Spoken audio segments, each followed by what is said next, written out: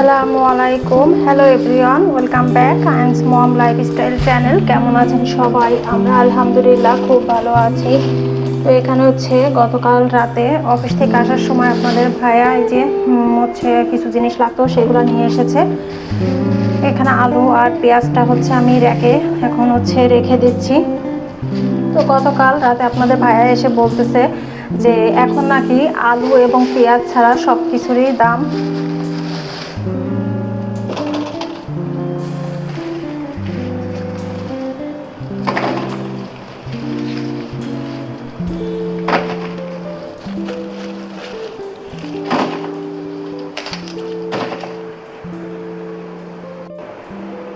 এখানে আমি কিছু আম নিয়ে নিয়েছি। আসলে শ্বশুরাব্বু এত আম পাঠিয়েছে যে সেগুলো আসলে আমরা খেয়ে পারছি না, আমগুলো নষ্ট হয়ে যাবে। তাই আমি ভাবছি যে এখানে আমি হচ্ছে পাকা আমের আচারি আম শক্ত বানাবো। আর এই আচারি আম শক্তটা আমি কিভাবে তৈরি করব, ফুল প্রসেসিংটা আপনাদের সঙ্গেও আমি শেয়ার করব ইনশাআল্লাহ।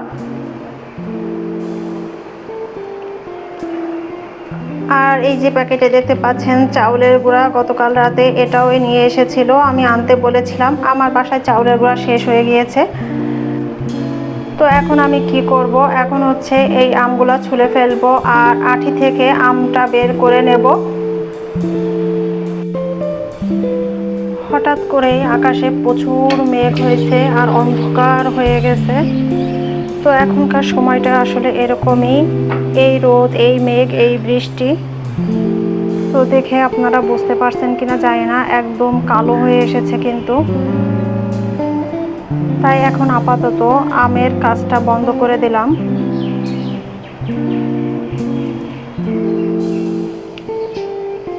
জবা গাছে একটা ফুল এসেছে, আরো অনেক কুড়ি হয়েছে।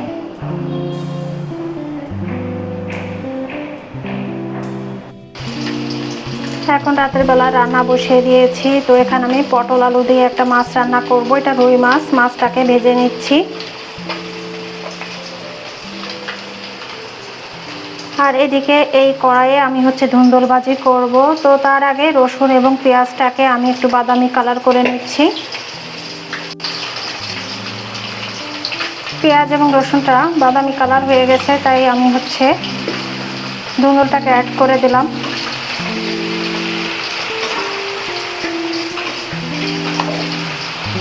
কে কে ধুন্দুল ভাজি খেতে পছন্দ করেন কমেন্ট করে যাবেন। আমি কিন্তু ধুন্দুল ভাজি খেতে অনেক বেশি পছন্দ করি, তাই আপনাদের ভাইয়া বাজারে গেলেই ধুন্দুল নিয়ে আসে। তো এই যে দেখতে পেলেন আমি কিন্তু পরিমাণ মতো লবণ দিয়ে দিলাম, আর এখন হচ্ছে পরিমাণ মতো একটু হলুদ দিয়ে দিচ্ছি।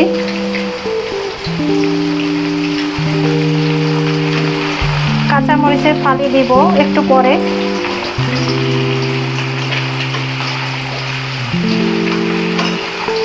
এখন উল্টে পাল্টে আমি হচ্ছে লবণ এবং হলুদটার সঙ্গে ধুন্দুলটাকে মিক্সড করে নেব। মাছ ভেজে তুলে নিয়েছি আর পেঁয়াজ আর রসুন কুচি তেলের মধ্যে দিয়ে দিয়েছি। পেঁয়াজ এবং রসুনটাকে আমি বাদামি কালার করে তুলে নেব।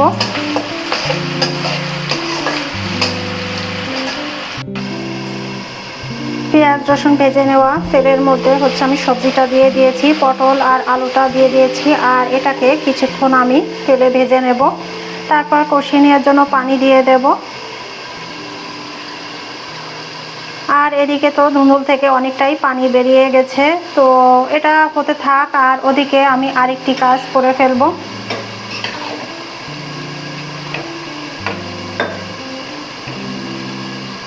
দুই চুলায় দুটা তরকারি বসিয়ে দিয়েছি। আর এদিকে ওই যে দুপুরবেলা বলেছিলাম আমি হচ্ছে আচারি আম শক্ত বানাবো পাকা আমের, তো সে আমগুলো আমি নিয়ে নিয়েছি। এখন বসে বসে আমগুলো কেটে নেব। সবজিটা ভেজে নিয়েছি, এখন হচ্ছে কষিয়ে নেওয়ার জন্য পরিমাণ মতো পানি দিয়ে দিচ্ছি।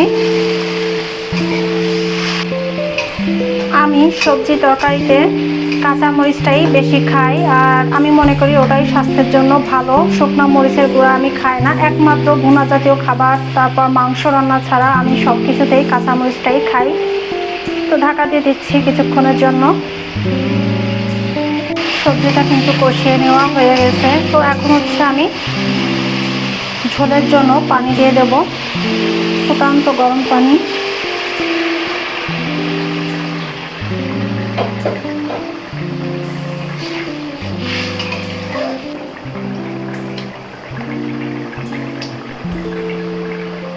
কাঁচামরিচের ফালি দিয়ে দিয়েছিলাম, ঢাকা দিয়ে রাখবো। আর এখন হচ্ছে আমি এই যে ভেজে রাখা সেই পেঁয়াজ রসুন আর হচ্ছে জিরা ভাজা, এটাকে এখন আমি পেস্ট করে নেব আর তারপর এই ঝোলের মধ্যে দেব।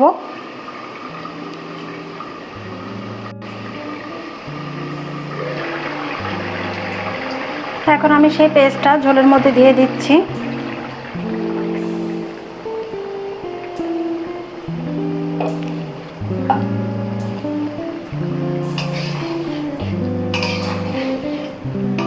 ভাজা মশলাটা নামানোর আগ মুহূর্তে দিলে ঝোল থেকে মানে তরকারি থেকে সুন্দর একটা ফ্লেভার আসে।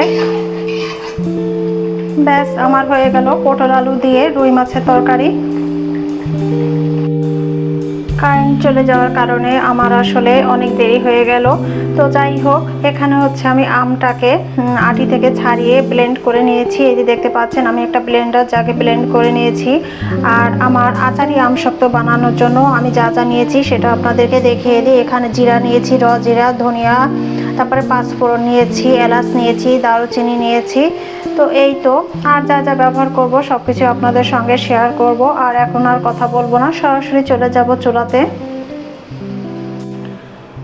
তো একটি কড়াই বসিয়ে দিয়েছি আর প্রথমে যেটা করব এই উপাদানগুলো সব কিছু আমি এখন ভেজে নেব। শুধু দারুচিনিটা ভাজবো না, আর বাকি সবগুলো আমি ভেজে নেব।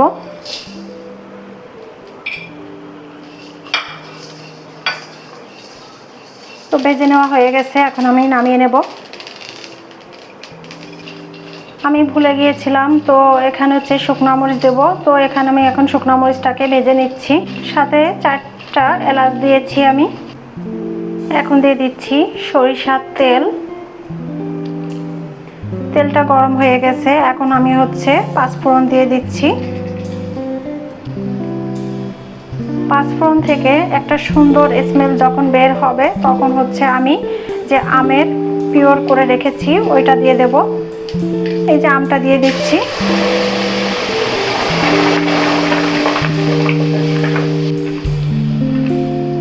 এখন কিন্তু নাড়তেই থাকতে হবে, একদম নাড়া বন্ধ করে দিলে কিন্তু তলায় লেগে যাবে।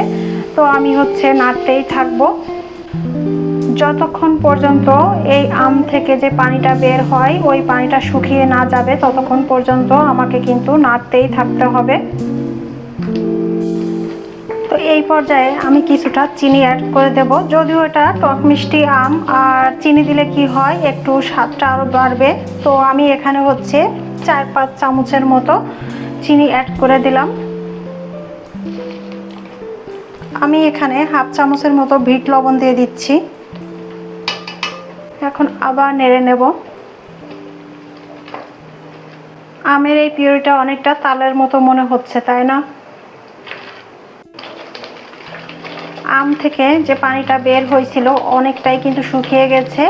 আর আমি এটার ভিতরে 2টা তেজপাতা দিয়ে দিয়েছি, আর হচ্ছে দারুচিনির টুকরা দিয়েছি 3 টুকরা।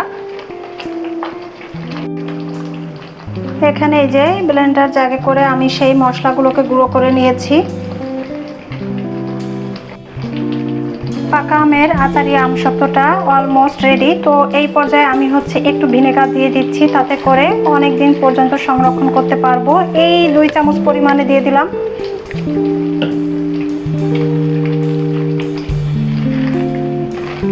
আম থেকে পানিটা একদমই কিন্তু শুকিয়ে গেছে।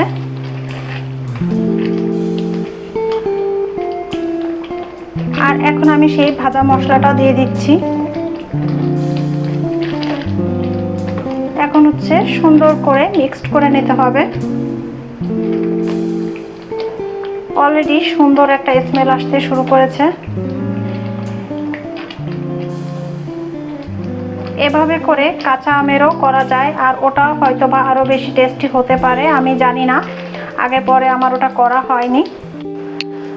আমি এরকম দুটো স্টিলের প্লেট নিয়ে নিয়েছি আর দুটাতে হচ্ছে সরিষার তেল দিয়ে দিয়েছি। আর এরকম একটা অয়েল ব্রাশের মাধ্যমে এখন আমি পুরো প্লেটে তেলটাকে ব্রাশ করে দেব। তাতে করে কি হবে, আমি যখন এই প্লেটের মধ্যে ওই আম শক্তটা দিব শুকাতে, পরবর্তীতে যখন আমি এই আম শক্তটা তুলে নেব প্লেট থেকে, তখন হামেশাই উঠে চলে আসবে।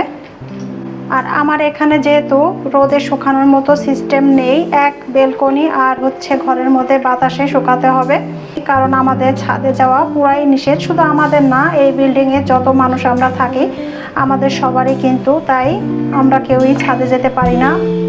তো অয়েলটা তো ব্রাশ করা হয়ে গেছে, আর এখন আমি যে আম শক্তটা 2 প্লেটে দিয়ে দেব।